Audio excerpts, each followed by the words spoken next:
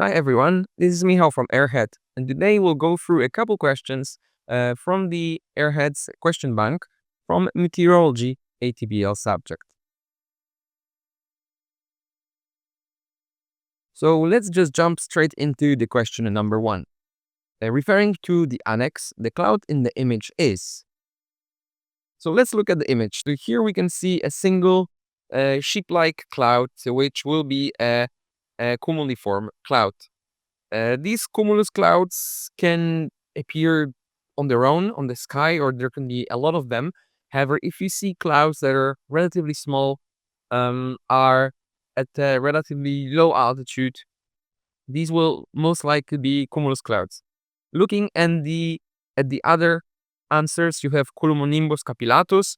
Cumulonimbus are thunderstorm clouds which produce heavy precipitation, and they are convective and very high and turbulent clouds.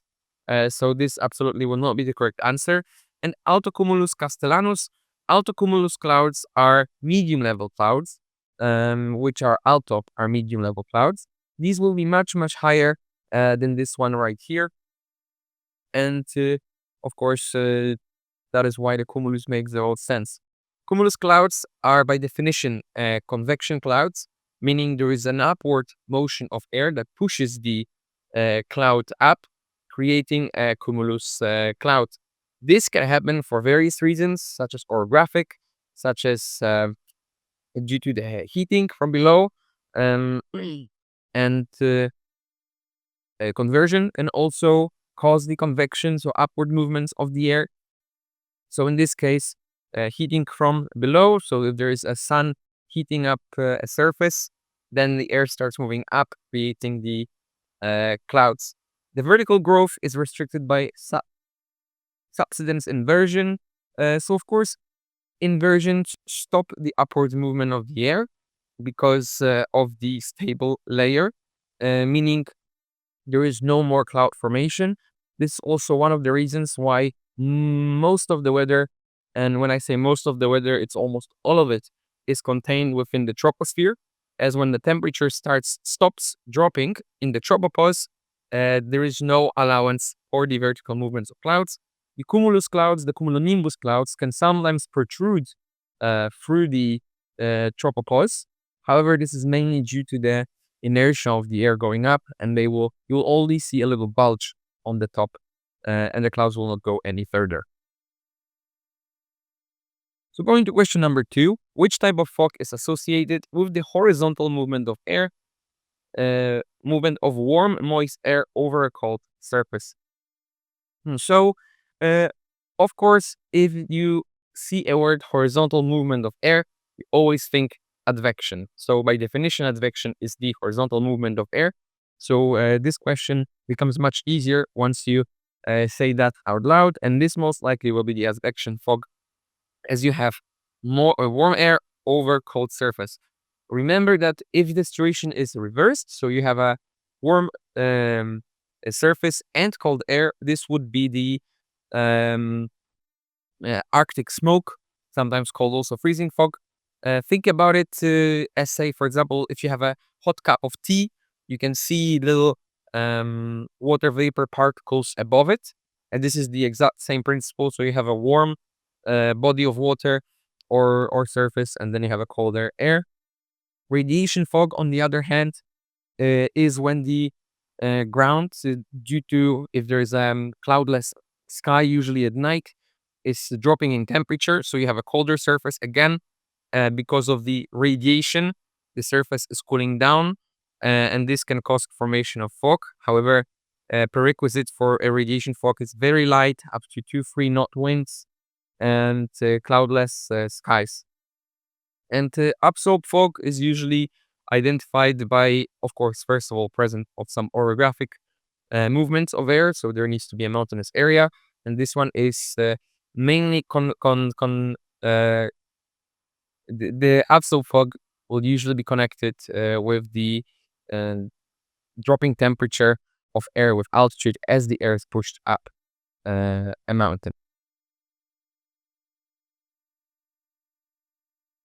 Now, looking at the The following expected is experience deteriorating visibility.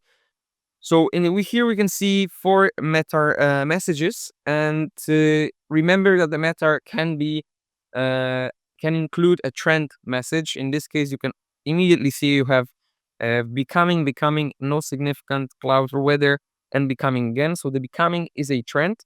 This can be temporary, such as tempo, or in this case, becoming is change that will last for a longer period of time.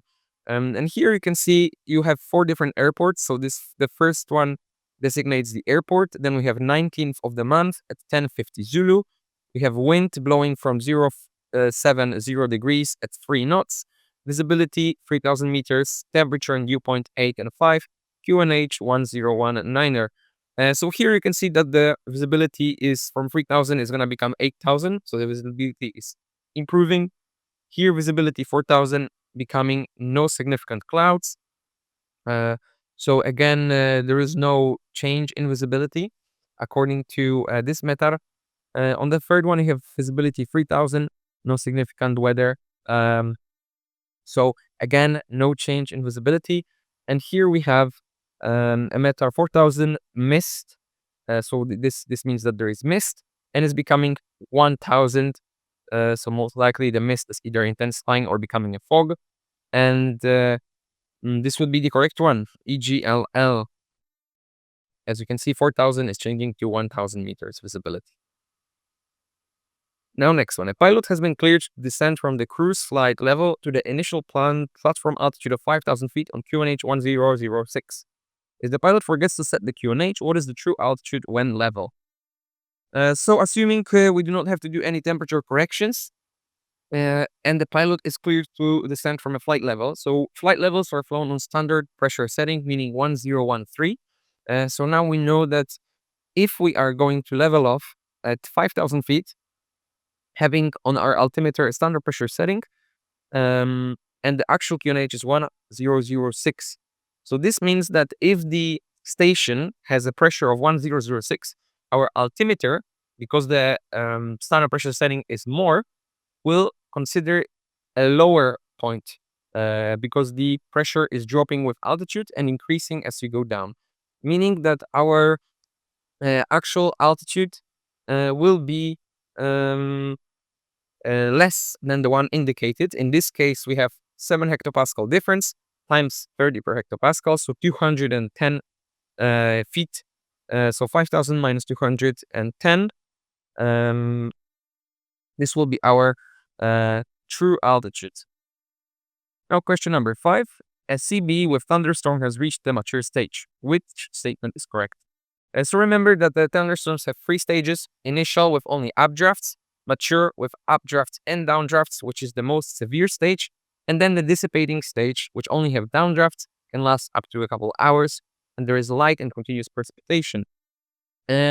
So for this answer, in the temperatures, lower icing is possible. That's correct. Icing can have rime and mixed ice up to minus 40 degrees.